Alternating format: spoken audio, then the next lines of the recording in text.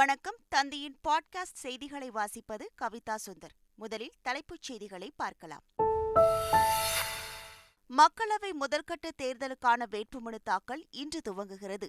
தமிழகம், புதுச்சேரியில் உள்ள 40 தொகுதிகள் உட்பட நாடு முழுவதும் 102 தொகுதிகளில் இன்று துவக்கம். இன்று திமுக வேட்பாளர் பட்டியலை வெளியிடுகிறார் முதலமைச்சர் ஸ்டாலின். மக்களவைத் தேர்தலுக்கான திமுக தேர்தல் அறிக்கை இன்று வெளியாகிறது. அதிமுக முதல்கட்ட வேட்பாளர் பட்டியல் இன்று வெளியாகும் என எதிர்பார்ப்பு. மக்களவைத் தேர்தலுக்கான அதிமுகவின் தேர்தல் அறிக்கையும் இன்று வெளியாகும் என தகவல். தமிழ்நாட்டில் பாஜகவுக்கு பெருகி வரும் ஆதரவால் திமுகவுக்கு தூக்கம் கெட்டுப் போனதாக பிரதமர் மோடி பேச்சு. இம்முறை 400க்கும் மேலான இடங்களை பெற வேண்டும் என்றும் தமிழில் முழக்கம். இம்முறை 400க்கும் மேல் ஜுனூன் நான்கு 400க்கும் மேல். தமிழர்கள் குறித்த சர்ச்சை கருத்துக்கு மன்னிப்பு கோரினார் மத்திய அமைச்சர் ஷோபா. தன்னுடைய கருத்து கிருஷ்ணகிரி வனப்பகுதியில் பயிற்சி பெற்றவர்களை பற்றியது மட்டுமே என்று விளக்கம்.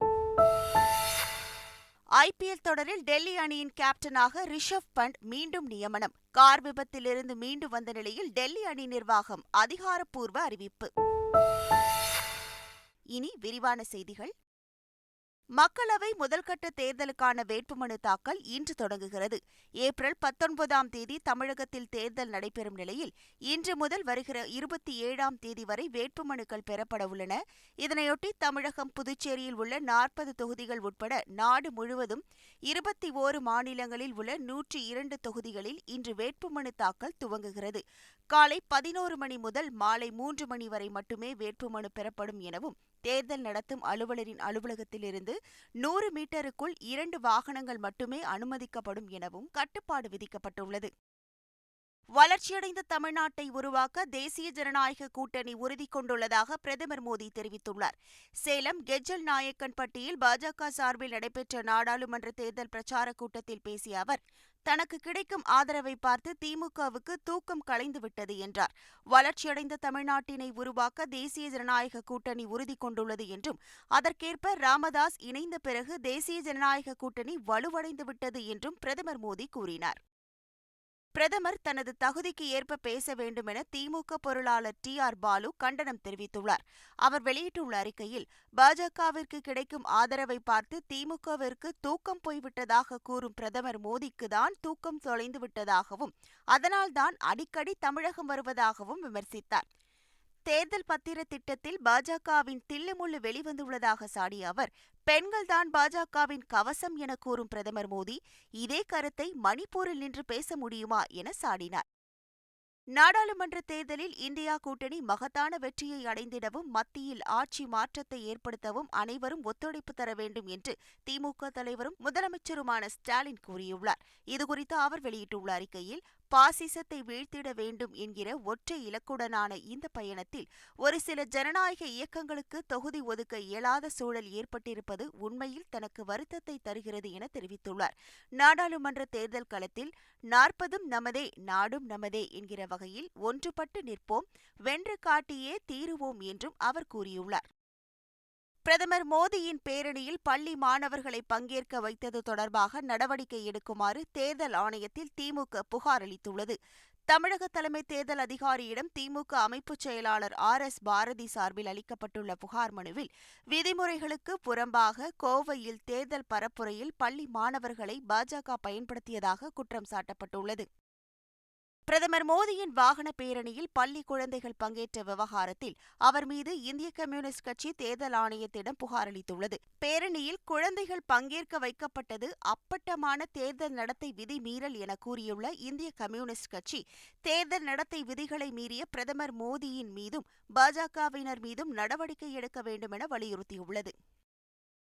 கோவையில் பிரதமரின் ரோட் ஷோ நிகழ்ச்சிக்கு மாணவர்களை அழைத்து சென்ற பள்ளி நிர்வாகத்தின் மீது சிறார் சட்டத்தின் கீழ் போலீசார் வழக்கு பதிவு செய்துள்ளனர். கோவையில் திங்கட்கிழமை மாலை பாஜக சார்பில் நடந்த ரோட் ஷோ நிகழ்வில் பிரதமர் மோடி பங்கேற்றார். இந்த நிகழ்ச்சியில் பள்ளி மாணவர்கள் பங்கேற்க வைக்கப்பட்டிருந்தனர். இந்த நிலையில் மாவட்ட குழந்தைகள் நல அலுவலர் அளித்த புகார் அடிப்படையில் பள்ளி நிர்வாகம் மீது சிறார் சட்டத்தின் கீழ் காவல்துறையினர் வழக்கு பதிவு செய்துள்ளனர். திருச்சி வண்ணாங்கோவில் பகுதியில் வரும் 24ஆம் தேதி அதிமுகவின் தேர்தல் பிரச்சார பொதுக்கூட்டம் நடைபெறவுள்ளது. இதில் அக்கட்சியின் பொதுச் செயலாளர் எடப்பாடி பழனிசாமி பங்கேற்க உள்ளார். இதனையொட்டி பொதுக்கூட்டத்திற்கான ஏற்பாடுகள் தீவிரமாக நடைபெற்று வருகிறது. இந்த ஏற்பாடுகளை முன்னாள் அமைச்சர்கள் வளர்மதி, சிவபதி ஆகியோரும் அதிமுக நிர்வாகிகளும் நேரில் பார்வையிட்டு ஆலோசனை மேற்கொண்டனர்.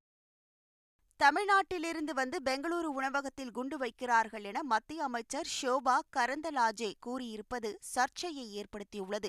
பெங்களூரு நகரத்பேட்டை இந்து பாடல் இசைத்த கடை உரிமையாளரை மர்ம நபர் தாக்கியதை கண்டித்து பாஜகவினர் போராட்டம் நடத்தினர். இந்த போராட்டத்தில் கலந்து கொண்ட மத்திய அமைச்சர் ஷோபா கரந்தலாஜே தமிழ்நாட்டில் பயிற்சி பெற்று இங்கு வந்து உணவகத்தில் வெடிகுண்டு வைக்கிறார்கள் என்றும் அவர்கள் மீதும் எந்த நடவடிக்கை எடுக்கப்படவில்லை என்றும் தெரிவித்தார்.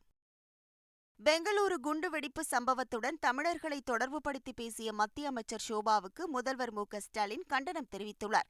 இதுகுறித்து தனது எக்ஸ் தளத்தில் வெளியிட்ட பதிவில், மத்திய அமைச்சர் ஷோபா கரந்த்லாஜேவின் வெறுப்பு பேச்சு தேர்தல் நடத்தை விதிகளை மீறியது என்றும் தேர்தல் ஆணையம் உடனடியாக அவர் மீது உரிய நடவடிக்கை எடுக்க வேண்டும் என்றும் வலியுறுத்தியுள்ளார். பாஜகவின் இந்த பிளவுபடுத்தும் பேச்சை தமிழ் மற்றும் கன்னட மக்கள் ஏற்க மாட்டார்கள் என்றும் கூறியுள்ளார். தமிழ்நாட்டு மக்களை பயங்கரவாதிகள் போல சித்தரிக்கும் மத்திய அமைச்சர் ஷோபா கரந்தலாஜேவுக்கு அதிமுக பொதுச் செயலாளர் எடப்பாடி பழனிசாமி கடும் கண்டனம் தெரிவித்துள்ளார். இதுகுறித்து ட்விட்டரில் பதிவிட்டுள்ள அவர், இதுபோன்ற வெறுப்பு மற்றும் பிரிவினைவாத பேச்சுகளை இனியும் யாரும் பேசாத வகையில் இந்திய தேர்தல் ஆணையம் உரிய நடவடிக்கை எடுக்க வேண்டும் என்று வலியுறுத்தியுள்ளார். பெங்களூரு ஹோட்டல் குண்டுவெடிப்பு விவகாரத்தில் தமிழர்கள் குறித்து பேசியிருந்த மத்திய அமைச்சர் ஷோபா மன்னிப்பு கோரினார். இது தொடர்பாக தனது எக்ஸ் தள பக்கத்தில் பதிவிட்டுள்ள அவர், தனது கருத்துக்கள் சிலருக்கு வலியை ஏற்படுத்தும் என்பதை உணர்வதாக குறிப்பிட்டுள்ளார். தன்னுடைய கருத்து கிருஷ்ணகிரி வனப்பகுதியில் பயிற்சி பெற்றவர்களை பற்றியது மட்டுமே என்று விளக்கமளித்துள்ளார். தமிழகத்தை சேர்ந்த அனைவரிடமும் மன்னிப்பு கேட்டுக் கொள்வதாக கூறியுள்ள மத்திய அமைச்சர் ஷோபா தன்னுடைய முந்தைய கருத்தை திரும்பப் பெறுவதாக பதிவிட்டுள்ளார். தமிழக முதலமைச்சர் ஸ்டாலின் கண்டனத்திற்கு மத்திய அமைச்சர் ஷோபா கரந்தலாஜே எக்ஸ் பக்கத்தில் பதில் அளித்துள்ளார். அதில் முதலமைச்சரின் திருப்திப்படுத்துதல் அரசியல் இந்துக்கள் மற்றும் பாஜகவினர் மீது தாக்குதல் நடத்த தீவிர சக்திகளை ஊக்கப்படுத்தியுள்ளதாக குற்றம் சாட்டியுள்ளார். ராமேஸ்வரம் கஃபேவில் குண்டு வைத்தவர் கிருஷ்ணகிரி காடுகளில் பயிற்சி பெற்றவர் என்றும் அவர் கூறியுள்ளார். தமிழ் மக்கள் கர்நாடகாவுடனான இணக்கமான உறவுகளின் நீண்ட வரலாற்றை கொண்டுள்ளதாகவும் மாநிலத்திற்கு பெரும் பங்களிப்பை அளித்துள்ளதாகவும் ஷோபா கரந்தலாஜே தெரிவித்துள்ளார். குடியுரிமை திருத்த சட்டத்திற்கு தடை கோரிய இடையீட்டு மனுக்களுக்கு 3 வாரங்களுக்குள் பதிலளிக்க மத்திய அரசுக்கு உச்சநீதிமன்றம் உத்தரவிட்டுள்ளது. குடியுரிமை திருத்த சட்டம் மார்ச் 11ஆம் தேதி நடைமுறைக்கு வந்த நிலையில் இதற்கு தடை கோரி பல்வேறு தரப்பில் இடையீட்டு மனுக்கள் தாக்கல் செய்யப்பட்டன. இந்த மனுக்கள் உச்சநீதிமன்றத்தில் விசாரணைக்கு வந்தபோது 20 இடையீட்டு மனுக்கள் தாக்கல் செய்யப்பட்டுள்ளதால் பதிலளிக்க அவகாசம் தேவை என மத்திய அரசின் சொலிசிட்டர் ஜெனரல் துஷார் கோரினார். இதையடுத்து 3 வாரங்களுக்குள் மத்திய அரசு பதிலளிக்க உத்தரவிட்ட உச்சநீதிமன்றம் விசாரணையை ஏப்ரல் 9ஆம் தேதிக்கு தள்ளி வைத்தது. திமுக தேர்தல் அறிக்கை மற்றும் வேட்பாளர் பட்டியலை முதலமைச்சர் மு.க.ஸ்டாலின் இன்று வெளியிடவுள்ளார். திமுக துணை பொதுச் செயலாளர் கனிமொழி எம்பி தலைமையிலான தேர்தல் அறிக்கை தயாரிப்பு குழுவினர் தமிழகம் முழுவதும் சுற்றுப்பயணம் மேற்கொண்டனர். விவசாயிகள், வணிகர்கள், தொழில் முனைவோர்கள் என பல்வேறு தரப்பினரை நேரில் சந்தித்து தேர்தல் அறிக்கை தயார் செய்தனர். இந்த நிலையில் திமுகவின் நாடாளுமன்ற தேர்தல் அறிக்கையை முதல்வர் ஸ்டாலின் இன்று காலை 10 மணியளவில் அண்ணா அறிவாலயத்தில் வெளியிடவுள்ளார். மேலும் 21 மக்களவைத் தொகுதியில் திமுக சார்பில் போட்டியிடும் வேட்பாளர்கள் பட்டியலையும் வெளியிடவுள்ளார். காங்கிரஸ் கட்சி இன்று 3வது வேட்பாளர் பட்டியலை வெளியிடவுள்ளது. அருணாச்சல பிரதேசம், சிக்கிம் மற்றும் மேற்கு வங்கம் ஆகிய மாநில நிர்வாகிகளுடன் வேட்பாளர்களை இறுதி செய்வது தொடர்பாக காங்கிரஸ் கட்சியின் மத்திய தேர்தல் குழு ஆலோசனை நடத்தியது. இதையடுத்து வேட்பாளர் பட்டியலை இன்று காங்கிரஸ் வெளியிடவுள்ளது.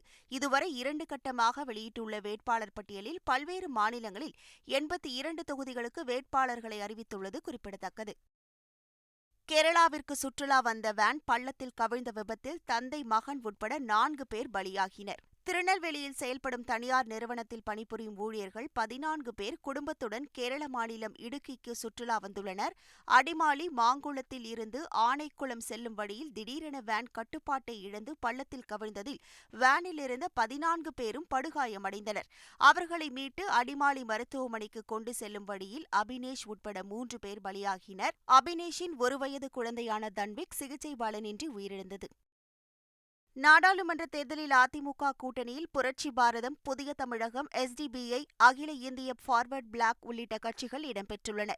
இந்த கட்சிகளுடன் தொகுதி பங்கீடு ஒப்பந்தம் அதிமுக பொதுச் செயலாளர் எடப்பாடி பழனிசாமி முன்னிலையில் கையெழுத்தாக உள்ளது. புதிய தமிழகம் கட்சிக்கு தென்காசியும், SDBIக்கு திண்டுக்கல்லும், புரட்சி பாரதம் கட்சிக்கு விழுப்புரமும், அகில இந்திய ஃபார்வர்ட் பிளாக் கட்சிக்கு தேனி அல்லது மயிலாடுதுறையும் ஒதுக்கவுள்ளதாக கூறப்படுகிறது. தேமுதிகவுடன் 3 கட்ட பேச்சுவார்த்தை நடந்து முடிந்துள்ள நிலையில் தொகுதி பங்கீடு சுமூகமாக முடிந்துள்ளதாக தகவல்கள் தெரிவிக்கின்றன. அதிமுக முதற்கட்ட வேட்பாளர் பட்டியல் மற்றும் தேர்தல் அறிக்கை இன்று வெளியிடவுள்ளதாக தகவல்கள் தெரிவிக்கின்றன. நாடாளுமன்ற தேர்தலுக்கான அதிமுக தேர்தல் அறிக்கை தயாரிப்பு குழு தமிழகம் முழுவதும் சுற்றுப்பயணம் மேற்கொண்டு பொதுமக்கள், விவசாயிகள், நெசவாளர்கள், தொழில் முனைவோர்கள், மீனவர்கள் என பல்வேறு தரப்பினரிடம் நேரில் கருத்து கேட்டது.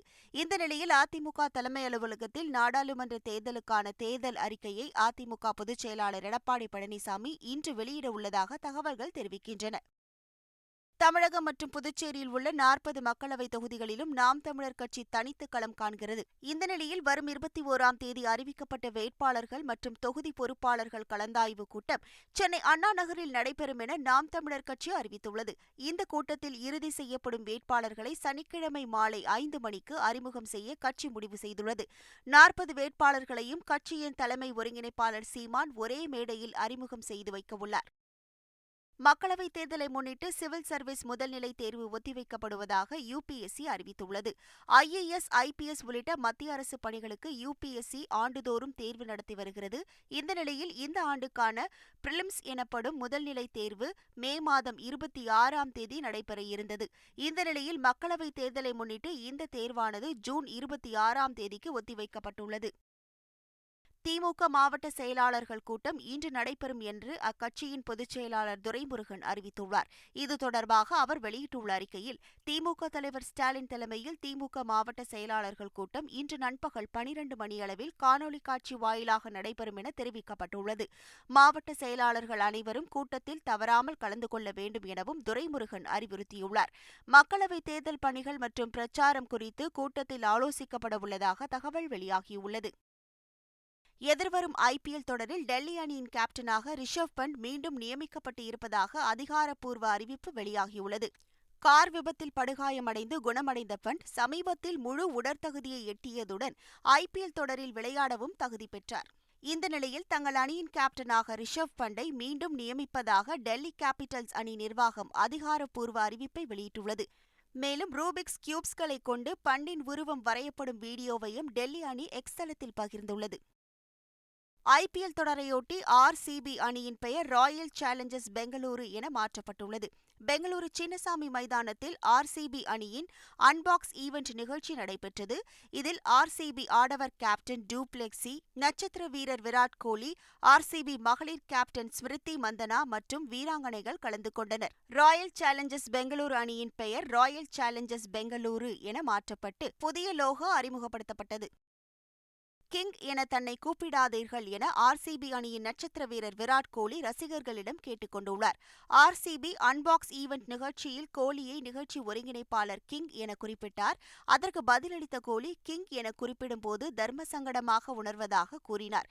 மேலும் விராட் என்றே கூப்பிட்டால் போதும் என்றும் கோலி கேட்டுக் கொண்டார். மீண்டும் தலைப்புச் செய்திகள். மக்களவை முதற்கட்ட தேர்தலுக்கான வேட்புமனு தாக்கல் இன்று துவங்குகிறது. தமிழகம், புதுச்சேரியில் உள்ள 40 தொகுதிகள் உட்பட நாடு முழுவதும் 102 தொகுதிகளில் இன்று துவக்கம். இன்று திமுக வேட்பாளர் பட்டியலை வெளியிடுகிறார் முதலமைச்சர் ஸ்டாலின். மக்களவைத் தேர்தலுக்கான திமுக தேர்தல் அறிக்கை இன்று வெளியாகிறது.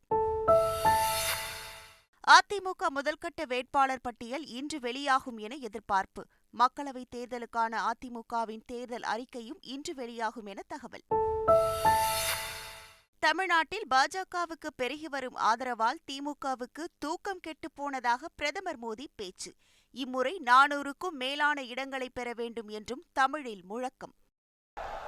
இம்முறை 400க்கும் மேல் ஜுனூன் நாங்கோ 400க்கும் மேல். தமிழர்கள் குறித்த சர்ச்சை கருத்துக்கு மன்னிப்பு கோரினார் மத்திய அமைச்சர் ஷோபா. தன்னுடைய கருத்து கிருஷ்ணகிரி வனப்பகுதியில் பயிற்சி பெற்றவர்களை பற்றியது மட்டுமே என்று விளக்கம். ஐபிஎல் தொடரில் டெல்லி அணியின் கேப்டனாக ரிஷப் பண்ட் மீண்டும் நியமனம். கார் விபத்திலிருந்து மீண்டு வந்த நிலையில் டெல்லி அணி நிர்வாகம் அதிகாரப்பூர்வ அறிவிப்பு. இத்துடன் செய்திகள் நிறைவடைகின்றன. வணக்கம்.